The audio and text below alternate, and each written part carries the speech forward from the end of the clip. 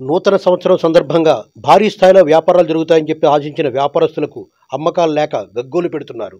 ఏ centre చూసినా సాదాసీదా జనాలే తప్పితే పూర్తి స్థాయిలో రద్దీగా ఉండే ప్రదేశం అయితే కనబడడం లేదు. గతంలో అయితే ఈ సంవత్సరం ఈ టయానికి రోడ్లన్నీ కిక్కిరిసిపోయాయి. ట్రాఫిక్ చాలా జామ్ అయిపోయే పరిస్థితి అయితే ఉండేది. నేడైతే ఏలూరులో ఎక్కడా ఆ పరిస్థితి కనపట్లేదు. ప్రధానంగా చెప్పుకోవాల్సి వస్తే ఆర్ఆర్పేట కానీ లేకపోతే ఎన్ఆర్పేట కానీ మెయిన్ బజార్లో కానీ చాలా రష్గా ఉండేది. ప్రతి షాపు కొనుగోలుదారులతో కిటకిటలాడుతూ ఉండేవి.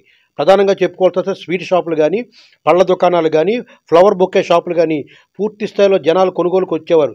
ఉదయం జనవరి 1 రోజున అధికారులకు కానీ, చుట్టాలకు కానీ, బంధువులకు కానీ వాళ్ళ శుభాకాంక్షలు తెలియజేసేందుకు ముందస్తుగా కొనుగోలు చేసేవారు. అయితే ఆ పరిస్థితి ఇప్పుడు ఎక్కడా కనబడడం లేదు. లక్షలాది రూపాయలు పెట్టుబడి పెట్టిన వ్యాపారులు అమ్మకాలు సాగ గగ్గోలు పెడుతున్నారు. ఇదే పరిస్థితి. అయితే ఫుడ్ బిజినెస్కి సంబంధించిన మరో రంగం పలావ్ సెంటర్లు అయితే చాలా సాదాసీదాగా వ్యాపారం సాగుతున్నాయి. ఈ పాటికి అసలు కొనుగోలు చేద్దామంటే ఖాళీ ఉండే పరిస్థితి ఉండేది కాదు. ప్రతి బిర్యానీ సెంటర్ ఖాళీగా దర్శనమిస్తుంది. కొన్ని బిర్యానీ సెంటర్లు అయితే అడపాదడపా జనాలు వస్తున్నారు, కానీ చాలా షాపుల్లో అయితే జనాలు అయితే కనబడిన పరిస్థితి అయితే ఉంది. దీనికి ప్రధానంగా వ్యాపారులు చెప్పేది ఏంటంటే ప్రజల దగ్గర డబ్బు లేదు, రొటేషన్ అవ్వటం లేదు, దానివల్ల వ్యాపారాలు లేదు.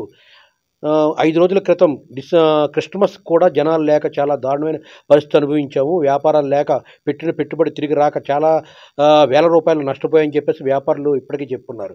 జనవరి 1 రోజునైనా సరే మనకు అమ్మకాలు సాగుతాయని చెప్పి ఎంతో ఆశగా మళ్ళీ అప్పులు చేసి వస్తువులు కొనుగోలు చేసి, అంటే రకరకాల వ్యాపారానికి సంబంధించిన మెటీరియల్ తెచ్చుకొని వ్యాపారాలు మొదలెట్టుకున్న వ్యాపారస్తులకు ఆశించిన స్థాయిలో వ్యాపారాలు లేక చాలా బాధలు పడే పరిస్థితి ఉంది.